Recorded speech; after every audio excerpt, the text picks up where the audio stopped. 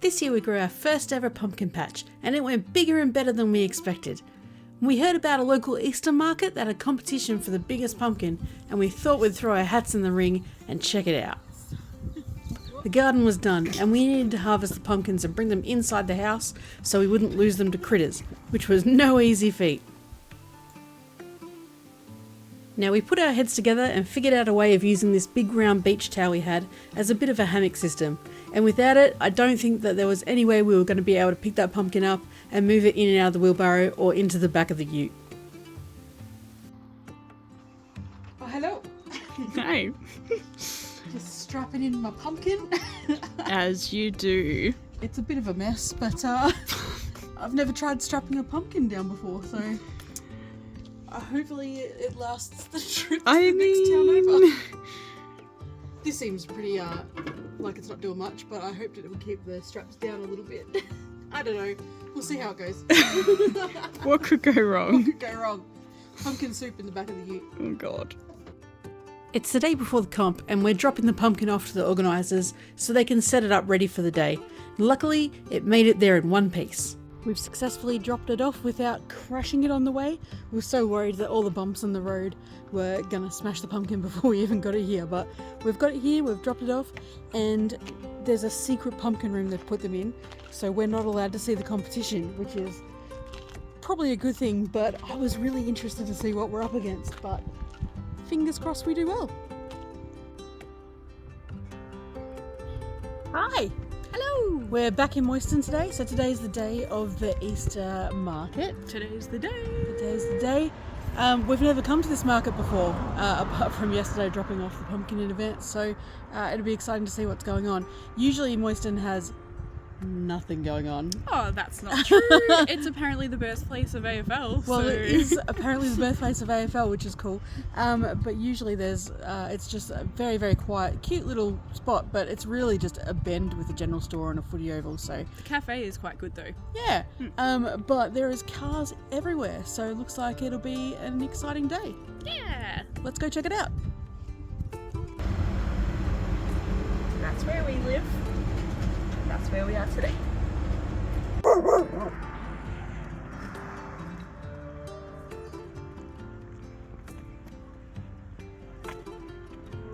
Competition is fierce. The competition is fierce. Let's see if we can find ours. So this one's number 15. We thought we were in with a winning chance, but this bad boy here is massive. It's a monster.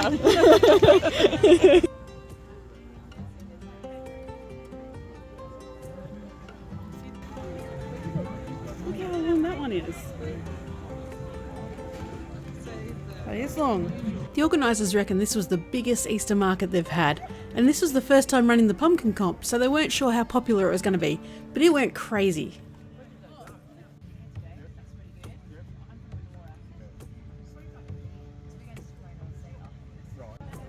Got a wax bee.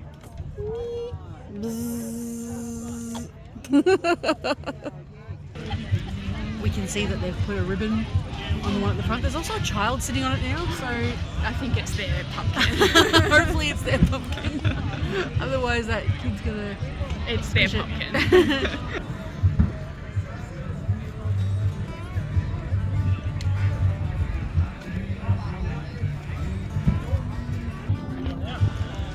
We're still number one in our hearts. Yeah. Next year. Next year we're coming for you, child. Turn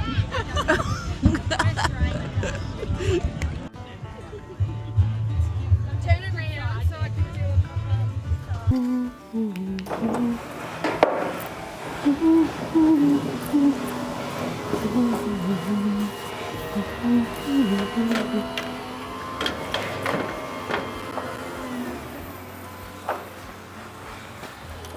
Oh hey, it's been a while. Come on in.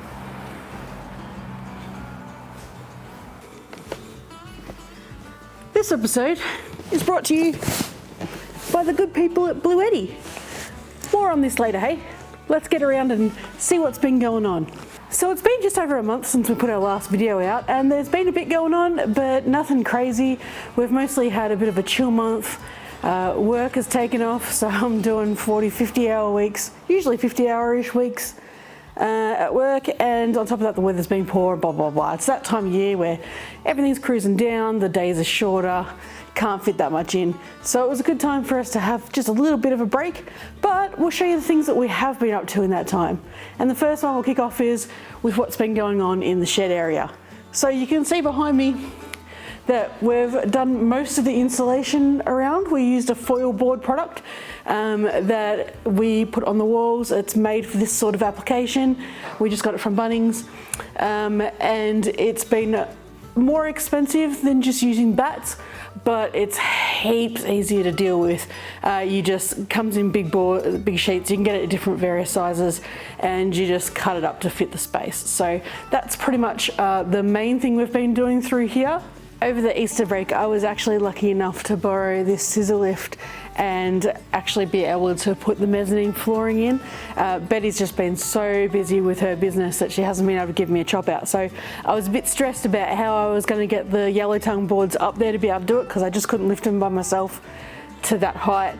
But having the scissor lift just made things a breeze, because I could just lift them onto there, take the scissor lift up, and then shush them over onto the beams and attach it that way. So much better, and very thankful to have the scissor lift. It was a bit of a lifesaver. This mezzanine area is about, I'd say 90% done for the floor. Still need to trim a little bit back off. There's a couple of blocks that I want to pop underneath just to give it an extra bit of support, and we've obviously got to start the walls along the sides. There's a little bit of insulation on the sides to keep doing, but it's pretty good up here. And hey, we can finally see out this window.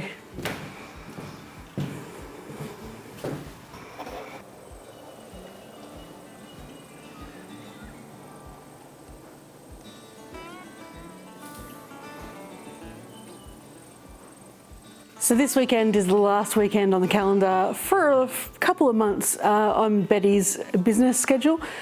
She's got DreamHack. She's got DreamHack this weekend, which is down at Melbourne in Rod Laver Arena. So that's a pretty big 3-day event. And she's just been back to back in quite a lot of events, which has been going really well for her. But she's not been here to start work on her workshop. So when she comes back, we'll probably give her a few days to relax, because she's been working crazy. And then we'll start framing up the walls here for her workshop.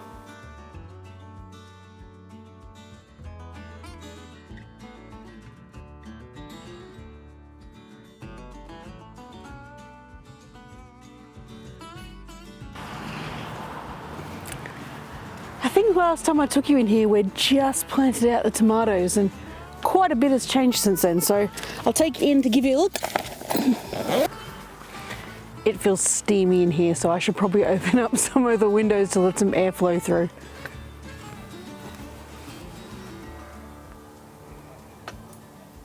So I was fairly aware when we planted this out that it was super late in the season, and I didn't expect much from it, but the tomatoes have done really well. They're sort of hitting the roof at some points down here, but they are really going off with the flowering, and there is a lot of tomatoes here. There's a lot that are green, there's some that are turning orange, because this variety just does turn orange, and yeah, we haven't had any turn red yet, so we're just sort of waiting to see if that happens.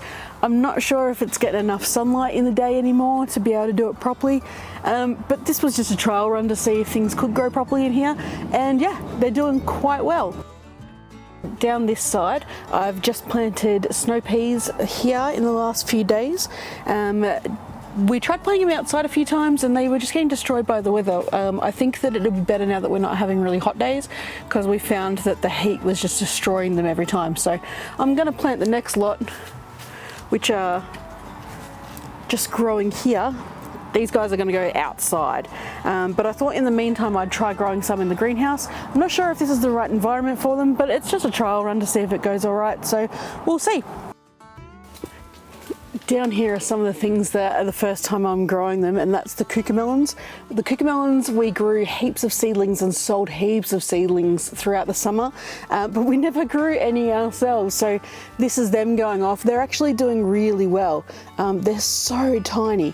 but they're flowering a lot and they're starting to grow up through here as well. So really excited to see how they go. We've also got some Kawano cucumbers which are doing all right here, and then just some long green cucumbers which have just started a little bit down there. So again, all these things are summer things, so I don't know if they're going to get enough daylight to actually get through the full growing, but you know what, we're just giving it all a crack and seeing what happens. So no harm, no foul if it doesn't work out, but it's really fun to see them go in the meantime.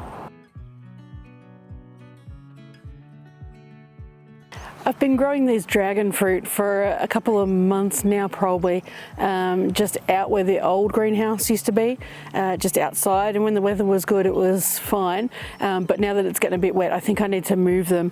The other one has a shorter stand on it and I was able to move it just down to the back end of there, but I'm a little bit worried that it's going to be like a too damp environment for them in there, but it's going to be better than being out in the rain, hopefully, so we'll see how it goes. This one was too tall to bring in, I figured out yesterday when I struggled by myself, so I'm gonna have to figure out another spot for that where it's gonna continue to get the sunlight but not get rain over it, and just putting a cover over the top is not going to work out because the winds have been so hectic that it'll just knock it over if it's got like a little shelter over the top. So I'm gonna have to figure something else out for that, so stay tuned. So we've hit autumn now, we're well into it. It is the back end of April now, coming on towards May, so just about through to winter. So definitely a lot of the vegetables and things that we grew over the summer period have just like died off. Surprisingly, there's still a bit of colour around, but the tomatoes and things are well past being okay to eat. Basically we're at the point where we just need to rip up all of this and get it ready for the new planting season, which will be something that we have on the cards shortly. I've started to repurpose some of the things from this. I've taken off the base there to use in the greenhouse, and I'll probably do the same thing and steal that one off as well.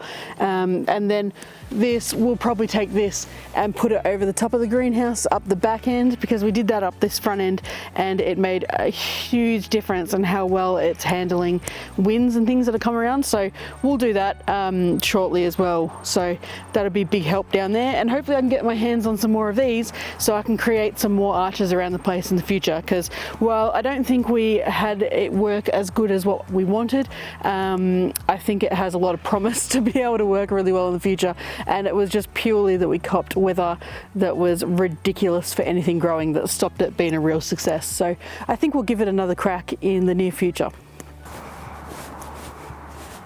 Alright, so Bluetti reached out and wanted to know if we wanted to give one of their generators a crack.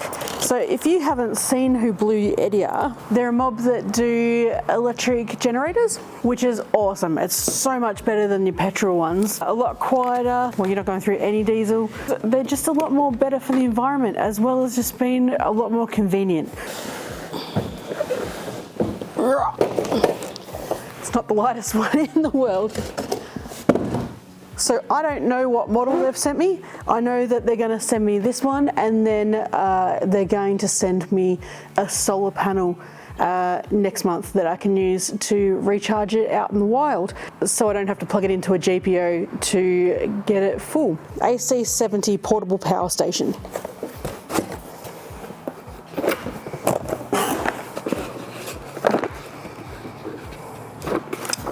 Little box comes out of it.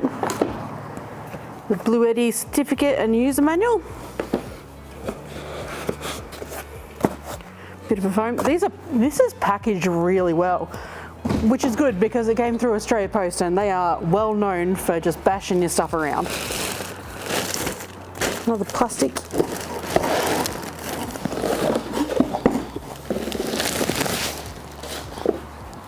This looks really cool.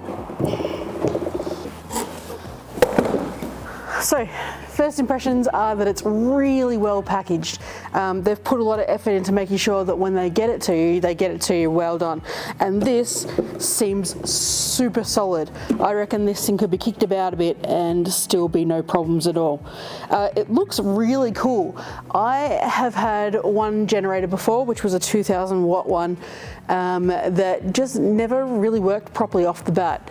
I scored it from a local mob. I'm not going to say them because they're actually a really good company, so I don't want to belittle them, but the generator that I got was just not super crush hot, and so I've barely used it since I bought it. So let's have a little gander at the user manual. Everything feels so high quality that it came in, which is really nice. And in the box, we've got a few different charger leads, so you can see that you can charge it off a few things. There's one here for your cigarette lighter in your car, which is really cool, just for a general GPO. And this one looks like it's for the solar bank, that one. And what comes in this little packet? Something tiny that I'll probably lose if I don't put it right back in. And it's just a screw with a couple of nuts for some reason. I'm sure I'll figure that out later. So that's cool. So you've got a few different ways to charge it, which is awesome.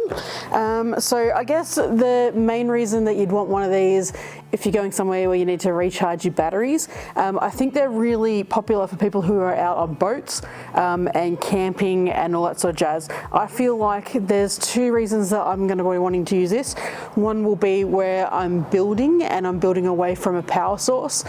So most of our things are on batteries these days, so I just need to be able to recharge my batteries, which is really awesome. The other reason that I'm probably most likely to use this is going to be when I've got the solar panel come in when we're out camping. So obviously I can fill it up from a GPO before I leave if I want to do it that way. But once we're out camping, I can recharge it with a solar panel. So that's really cool. So I have to charge the unit before first use, which means I'm going to plug this one in and give it a recharge, and then once it's full, come back later. But in the meantime, let's have a little flip through their website and I'll show you some other things that they do and a little bit more information about this particular unit straight from their website.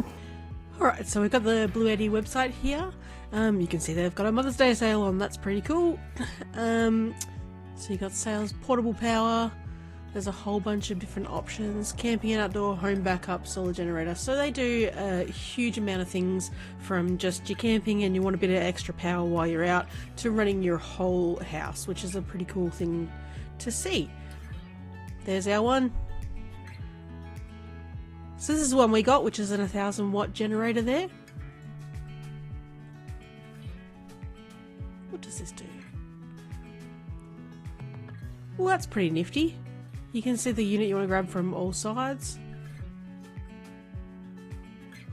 Really cool. So yeah, this unit is very much made for those people who want to take it away camping and adventuring. So I've just plugged this in to a GPO with the extension lead that plugs into the side here, and straight out of the box it's already got 56% battery in it. There is an app that you can use to get a turbocharge out of it, but I'm just gonna have it here on the power board without anything extra going on, and just see how long it takes to charge up. But that's pretty awesome that it started with already half battery full already, so that's great. So the manual reckons with charging, there's a few ways to charge it. You can plug it into a GPO like what we've done. There's the solar charging, which we've talked about. You can charge it off your car's cigarette lighter, which we've charged about. You can charge it off your cigarette lighter in the car, which we've talked about. You can charge it off another generator, and that is about it, I think. You can get additional leads that are optional from their website. So if you do want to run it into, say, a car battery, you want to jump start it off that, you can get the leads to hook that on. So not that I would use it that direction, but maybe they're talking about if you want to use it the other way and you want to use this generator to jump start your car, that could work too. In terms of charging off the GPO, it says you can fast charge from the Bluetti app, which allows for 80% capacity in just 45 minutes at 25 degrees ambient temperature. This is already half full, so I reckon that it's probably going to take not nearly that long. I reckon that just regular charge, not with this fast charger, that I'm probably looking at about an hour from this point. But we'll see how it goes. It reckons from a solar charge, it can be fully ready to go in 2 hours. It can take 7 to 9 hours if you're charging it off the cigarette lighter in your car, which seems to be the least fast method of charging it. There's a QR code in the booklet to find the Bluetti app. So while I'm waiting for that to charge, I might get the Bluetti app happening on my phone, and we'll check back in and say maybe an hour and see how it's going. So you can see here I've just opened the photo app on my phone, gone taken a photo of the QR code, followed the link, and it's just taken me directly to where I can download the app. So the app's pretty cool there. It's got add device, my devices, Bluetooth, a bit about a forum there, which is always handy to find out what other people are up to, store, service. That's really handy if you need any info, and there's a section about me. Obviously you've got to add your account and details about yourself there. But yeah, add a device, and that looks like how you're going to add in your new generator. Cool. It's been about a week since I unboxed this thing, and to be honest I haven't had a chance to use it because we've just been super busy. The shed is powered now, so I missed the opportunity to really put it to a test in here, but soon we're going to go camping and I'm going to take this bad boy with me. I've also got some ideas of running some outdoor lighting off it as well, so that should be really good. But I thought I'd give it a real good test and check in how it goes with some of these halogen lights that we've got. They're basically shop lights, work lights. They are known power suckers, so we'll give them a whirl.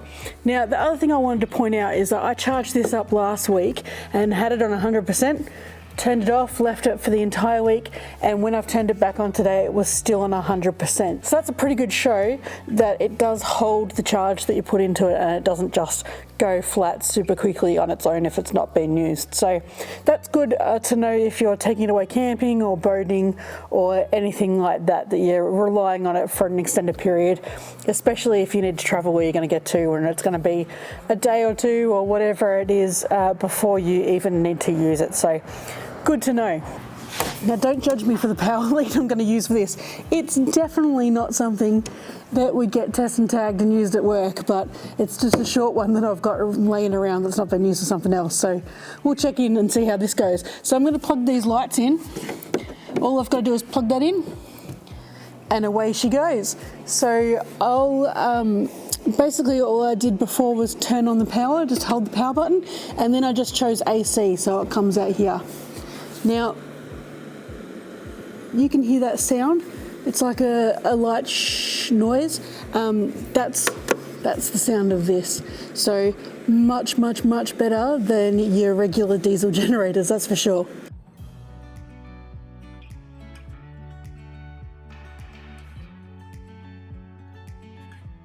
So here you can see the AC output, 790 watts, and it is chugging the battery. I'd say I'd started with that on 98 and maybe like 5 minutes later it's gone down to 95. So these are probably the worst lights you can use when you're thinking about power usage.